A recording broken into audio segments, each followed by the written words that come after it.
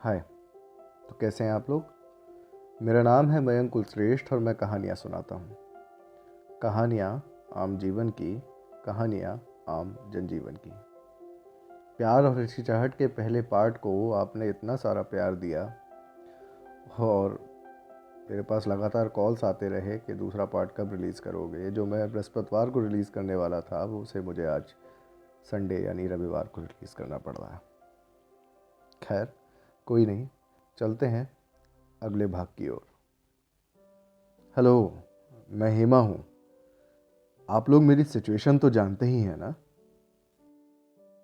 आदर्श नगर कोतवाली के आए हुए कॉल के कारण मैं बहुत परेशान थी, तो मैंने सोचा कि पहले प्रकाश भैया से बात कर लूँ।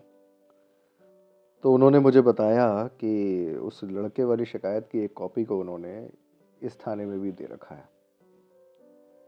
दोबारा फ़ोन आने पर मैंने जब फ़ोन उठाया तो उन्होंने कहा कि कोतवाली आकर पूरा मामला समझा दो। मैं फिर सहम गई कि फिर कोतवाली के चक्कर काटो और हर पुलिस वाला अंकित जी की तरह सरल हो, ये ज़रूरी तो नहीं ना। मैं परेशान थी, लेकिन उस परेशानी में मैंने सोचा कि अपने दरोगा जी को एक बार फ़ोन लगा दिया जाए। मैंने फ़ोन लगाया, उन्हें पूरी बात बताई। उन्होंने बड़ी सहजता से मुझे समझा दिया कि उन्हें बता दो कि अंकित शर्मा एसआई को सारी बात बता दी है, अब कोई परेशानी नहीं है। उनके कहे अनुसार झिझकते हुए मैंने 1 घंटे बाद दोबारा आदर्श नगर थाने में फ़ोन किया। हेलो, मैं हेमा बोल रही हूँ। मेरा नाम सुनते ही उन्होंने कहा कि आपकी शिकायत रद्द कर दी गई है। अंकित जी का फ़ोन आ गया था। कितना आसान था ना ये सब, जिसके लिए मैं इतना परेशान थी। मुझसे रहा नहीं गया और मैंने दरोगा जी को थैंक यू कहने के लिए फ़ोन लगा दिया। उन्होंने फ़ोन उठाते ही कहा कि मैं अभी एक मीटिंग में हूँ, can I call you in the evening. मैंने sorry sir, okay okay sir कह के फ़ोन रख दिया। फिर शाम को उनका कोई फ़ोन नहीं आया। मुझे लगा कि क्यों ना व्हाट्सएप पर उनको थैंक यू भेज दिया जाए। तो सबसे पहले मैंने अपने मोबाइल से अपनी बेस्ट फ़ोटो को छांटा और उसे व्हाट्सएप डीपी पर लगा दिया। फिर उन्हें मैसेज किया, thank you so much sir, और मुस्कुराने और हाथ जोड़ने वाली इमोजी। 15 मिनट तक सिंगल टिक रहा, फिर डबल टिक हुआ और 8 बजे तक भी ब्लू टिक ना हुआ। मैं पापा को खाना परोसने चली गई। जब 8:30 पे लौटी तो 3 मिस कॉल थी। चेहरे पर अचानक से मुस्कुराहट आ गई और मैंने अपने रूम में जाकर उन्हें कॉल बैक किया। उस रात बात करते करते कब 2 बज गए पता ही ना चला मुझे सच और फिर में यूं ही अपने कारवां ऊपर चलता गया। बहुत हंसी आ रही है। अब रोज सुबह गुड एक मॉर्निंग मिनट जी से मुझे शुरुआत पानी होती लाने थी दो। और पूरा दिन हम सुनो, व्हाट्सएप के हाँ गलियारों ठीक में है, आप घूमते रहते थे। चिल्लाइएगा नहीं, हम 1 मिनट में आ और फिर जाएंगे। रात को फोन पर शायद बातें। 2 मिनट भी लग सकता है। एक दिन अचानक वो बोले कि हेमा, अपने घर की छत पे आओ। मुझे डर लग गया, कहीं ये घर के नीचे तो नहीं आ गए। मैं झट से छत पे भागी और उनसे पूछा कि कहाँ हैं आप। उन्होंने मुझसे फोन पे कहा कि अपने राइट साइड में देखो। 15 छत छोड़कर 16वीं छत पर वो खड़े थे। ब्लू कलर की हाफ टी शर्ट और ब्लू जीन्स और जॉगर्स में बैठे हुए। अभी तक वो इतने लंबे नहीं लग रहे थे, लेकिन अब तो बाप रे बाप, ये तो 6 फीट से भी ज़्यादा है। और मैंने बिना यूनिफॉर्म के भी इनको पहली बार देखा था।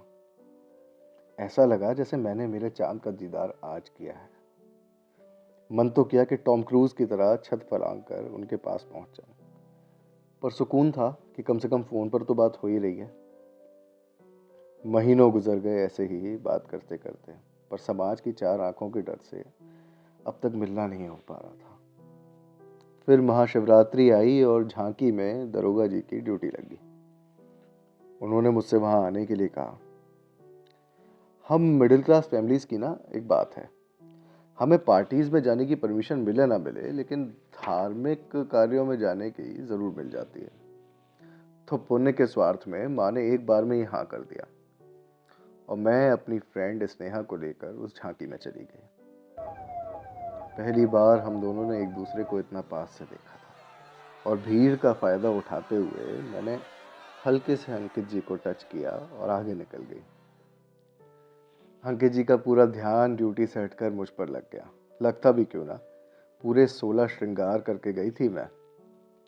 वो मुझ में ऐसे खो गए जैसे विश्वामित्र की तपस्या में किसी मेनका ने भंग डाल दिया हो। 1 घंटे तक हम एक दूसरे को निहारते और व्हाट्सएप पर मैसेज करते। वो पल मेरे जीवन का सबसे यादगार पल था।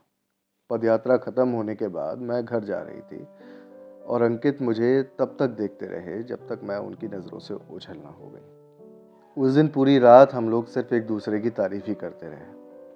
फिर एक शाम को मुझे हेयर कलर लेने दुकान पे जाना था। तभी मैंने अपने सामने अंकित को पाया, जिन्होंने 2 हेयर कलर के पैकेट और 4 चॉकलेट आइसक्रीम के कोन मुझे पकड़ा दिए और कोई देख ना ले इसलिए जल्दी से जाने लगे। मुझसे रहा ना गया। मैं दौड़ कर गई और अंकित जी को कस के गले लगा लिया। अंकित कहते रहे कि हेमा छोड़ो, मोहल्ले में कोई देख लेगा तो बहुत बदनामी होगी। मैंने कहा देखने दो, और गली की एक बालकनी की आड़ लेकर हम 2 मिनट तक ऐसे ही खड़े रहे।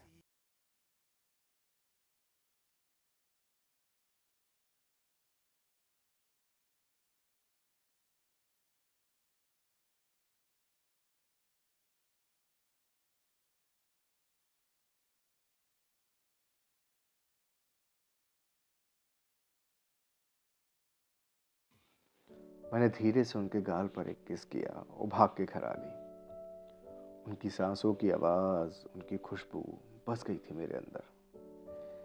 ये फलसफा ऐसे ही चलता रहा और होली आ गई। अंकित ने ज़बरदस्ती अपनी ड्यूटी होली की यात्रा में लगवाई और मुझसे वहां आने के लिए कहा। पर सुबह से दोपहर, दोपहर से शाम हो गई, मैं उस यात्रा में नहीं जा पाई। ना ही अमित का कॉल उठाया। आखिर क्यों किया मैंने ऐसा? क्यों किसी और का गुस्सा इन पर उतार दिया? तो दोस्तों, आज इस क्यों पर ही आपको छोड़ रहे हैं। अगले भाग में जानेंगे कि हेमा ने ऐसा क्यों किया, वो किस पर गुस्सा थी और आगे क्या परिणाम हुआ। ये सब जानेंगे इसके अगले भाग में। तब तक के लिए अपना प्यार ऐसे ही बनाए रखें। अच्छा लगे तो लाइक करें और अच्छा लगे तो शेयर करें और चैनल को सब्सक्राइब ज़रूर कर लें और कमेंट्स में बताएं क्या आपका प्यार भी कुछ ऐसा ही है। Thank you.